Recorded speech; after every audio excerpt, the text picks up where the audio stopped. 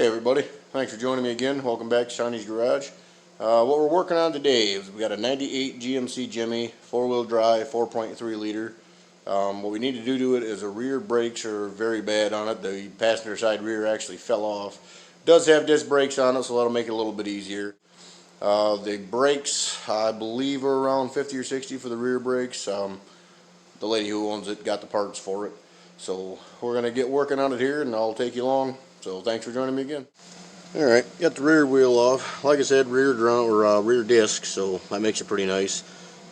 Been sitting quite a while. You know, she hasn't driven it on and off a little bit here and there, so it's kind of rusty. So I just took some PB blaster and soaked down some of the components in here that I'll be working on. You know, the bolts and the slides and everything like that.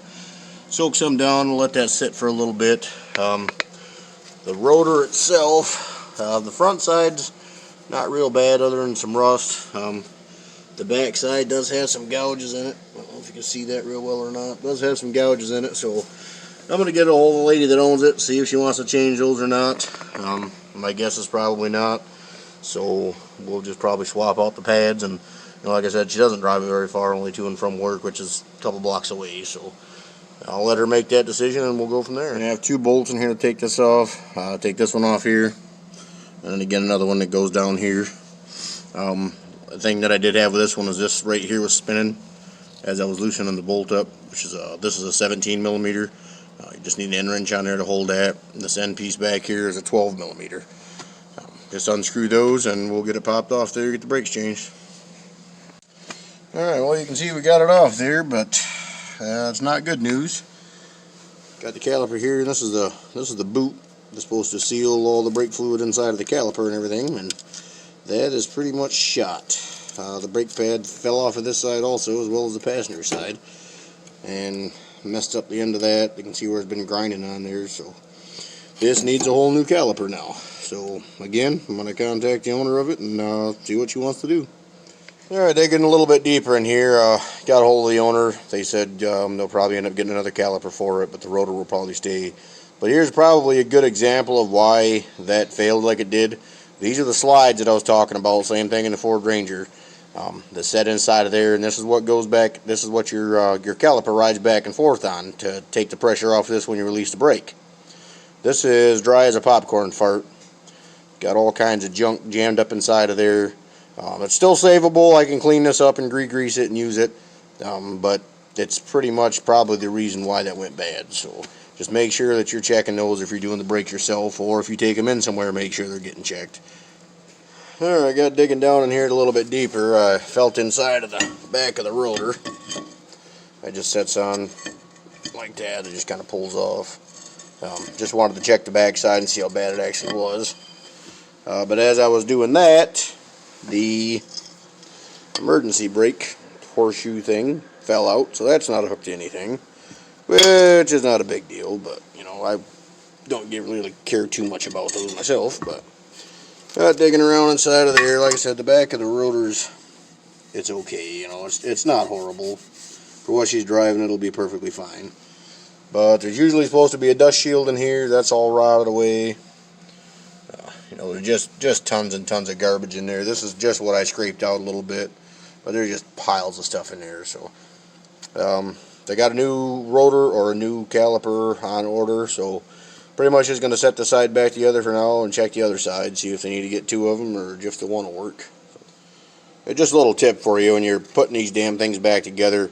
This rotor's got more wiggle than a J-Lo music video. Just stick you a lug nut back on there and tighten it down finger tight. It'll keep that from wiggling around so much. That way when you're putting your bracket back on, your brake pads, your caliper, this is not wiggling around and fighting you the whole time. So just to help you out. Alright, so it was the next day. We're back here on the brakes. I called around O'Reilly's Advanced Auto Value, checked online for the best price on these calipers. And what I found, I ended up paying about a little over $62 a piece for these through O'Reilly's. And they were pretty much the same across the board no matter where you went.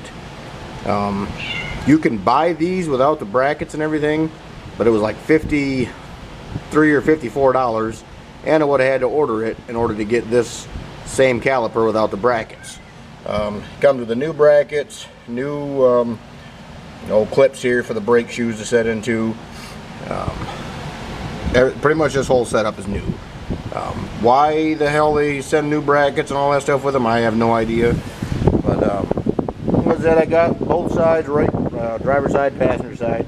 The only difference that I've seen on here is where the bleeder's at. Make sure your bleeders point in the same direction as the one you're taking off. It should be pointing towards the back, so it's a little easier to access when you need to get to it. So we'll go ahead and get these new brackets and everything put back on there, and I'll bring you back in just a second.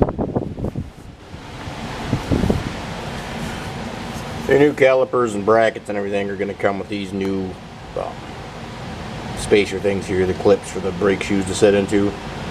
They're kind of a pain to get in there a little bit. The easiest thing I found is to put that top side in through the bottom first and then push these two bottom clips in. But you have to get those in there, and also make sure your little rubbers on here are set in the right spot. There's a shelf they go over right there, and then they go over a lip in the nut right there, or in the slide itself. So make sure those are both secure on there, and then you will have to reuse your factory bolts that come out of these holes that hold the bracket to the axle, because they did not come with new ones of those. But it did come with new slide pins, new bolts to hold your caliper on, all that. Alright, got the new clips on, got the new bracket installed, again with just two bolts back there. What we're going to do next, we got to change this caliper out. So you're going to need to take this is your brake line that comes into it. It's going to be a 13 millimeter.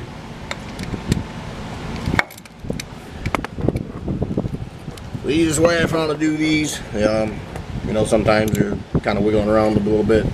Get your ratchet on there, and then just strike the end of the thing like a big screwdriver handle or a little bit of, you know, a hammer or whatever. Just give it a quick strike, and it usually pops them right loose without doing any damage to them.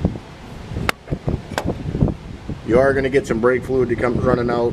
Just try to get it into the new one as soon as possible so you're not making a mess anywhere.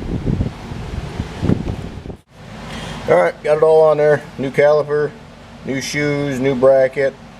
I did crack the bleeder open, let it gravity feed for a while I finished hooking some other stuff up, put a pan underneath it so it catch the fluid. But it's got new slide pins, new bushing, new rubbers, all this. Everything's new and works like it's supposed to, so we're gonna go on to the other side.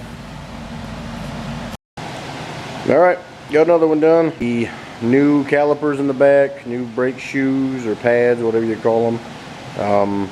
New slide pins, pretty much everything back there except the rotors is new. Bled them all out, got all the air out of the lines, everything seems to be working good. Thanks for watching. If you like this, like, subscribe, share, tell everybody about it. You know, I'm trying to get the channel to grow a little bit. So again, thanks for joining me, and I will see you next one. See you on the next one.